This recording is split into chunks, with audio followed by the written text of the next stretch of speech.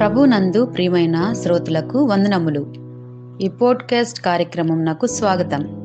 మీ అందరి కొరకు ఈ కార్యక్రమమును ప్రసారం చేయుచున్నాం. విని దైవాశీస్సులు పొందుకోగలరు. ప్రభునందు నా ప్రియమైన దేవుని బిడ్డలారా, మీకందరికీ మన ప్రభువును రక్షకుడునైన యేసుక్రీస్తు నామమున ప్రేమతో వందనములు తెలియచేస్తూ ఉన్నాను.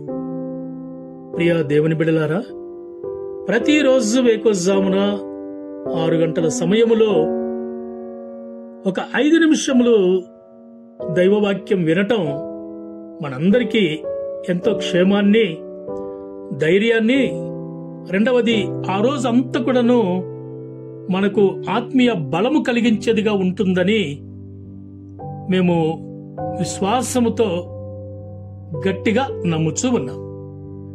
ఈరోజు మన యొక్క అంశం విక్టరీ ఇన్ రెఫీదీం. అంశము రెఫీదీములో విజయం. ఎర్ర సముద్రం దగ్గర ఫరో సైన్యాన్ని ఓడించడములో దేవుడు తనను తాను బలశాలిగా, పరాక్రమశాలిగా ఆయన రుజువు చేసుకున్నాడని మనం అర్థం చేసుకోవాలి. అయితే అరణ్యంలో ఇశ్రాయేలీయులు ఒక క్రొత్త శత్రువును ఎదుర్కోవలసి వచ్చింది. నిర్గమకాండం 17వ అధ్యాయం 8 నుండి 15వ వచనాల వరకు మనము చదివితే, రెఫీదీము అనే స్థలములో విడిది చేసినప్పుడు అమాలేకీయులు అనే వారు ఇశ్రాయేలీయుల మీదకి దండెత్తి వచ్చారు. 400 సంవత్సరాలు బానిసలుగా జీవించిన వీరికి యుద్ధం చేయటం తెలియదంతగా. అయితే దేవుడు ఇప్పుడు వారికి యుద్ధం చేయటం నేర్పించదలిచాడు గనుక శత్రువులను ఎదుర్కోవడానికి యెహోషువ నాయకత్వంలో ఒక సేనను మోసే ఆ రెఫీదీము దగ్గరికి నడిపించాడు. ఒకరోజు యుద్ధం జరిగింది.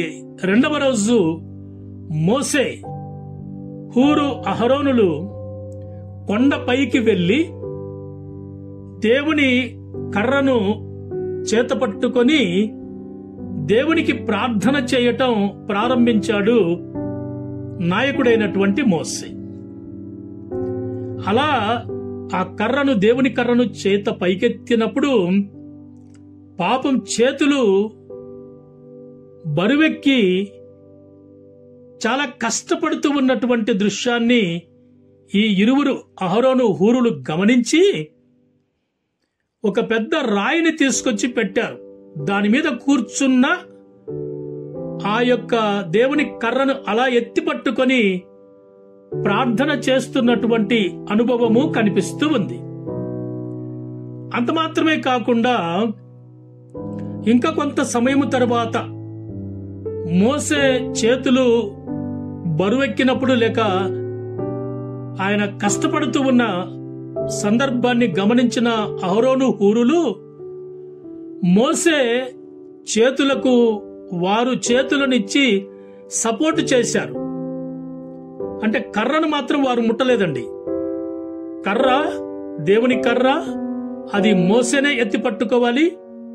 కాకపోతే మోసే యొక్క చేతులకు ఒకవైపు ఒకరు ఒక చేతికి, ఒకవైపు ఒకరు ఒక చేతికి సపోర్ట్ ఇచ్చారు హూరు, అహరోనులు. సూర్యుడు అస్తమించే సమయానికి విజయం డిక్లేర్ అయిపోయింది. ఇశ్రాయేలీలు గెలిచేశారు. అంతకు మునుపు మోసే ఒకసారి చేతులను క్రిందికి దించితే అమాలేకీయులు గెలిచారు. కాబట్టి తన టీము ఓడిపోవటం నాయకుడికి ఇష్టం లేదు. కాబట్టి కష్టమైన, ఆ వయస్సులో భారమైన ఆ దేవుని కర్రను అలా ఎత్తి పట్టుకొని మోసే ప్రార్థన చేస్తూ ఉండగా అమాలేకీయులు ఓడిపోవటం, ఇశ్రాయేలీయులు గెలిచి విజయ పతాకముతో వారు రెఫీదీము దగ్గర దేవుణ్ణి మహిమపరిచారు. ఎప్పుడైతే ఇశ్రాయేలు ప్రజలు గెలిచి అమాలేకీలు ఓడిపోయారో మోసే ఒక బలిపీఠముని కట్టి యెహోవా నిస్సి అని పేరు పెట్టాడు. దేవుడే నా ధ్వజము అని దాని యొక్క భావం. మన ధ్వజం దేవుడే. ఆ ధ్వజం క్రింద మన ఆధ్యాత్మిక పోరాటాలు జరగాలి. మన విశ్వాస యాత్రలో కూడా ప్రార్థనే మన ఆయుధం. విశ్వాస పోరాటంలో ప్రభు మీకు విజయమిచ్చి మిమ్మును నడిపించునుగాక. ప్రభు కృప మీకు తోడయుండునుగాక. ఆమేన్. ఈ కార్యక్రమమును గూర్చి మీ సలహాలు మరియు మీ ప్రార్థనా అవసరతల కొరకు మమ్మను సంప్రదించవలసిన మా ఫోన్ నంబర్ 9480585039 మరియు ఈమెయిల్ ఐడి info@fibaonline.org. మా ఫోన్ నంబర్ మరొకసారి 9480585039. Email ID info@fibaonline.org.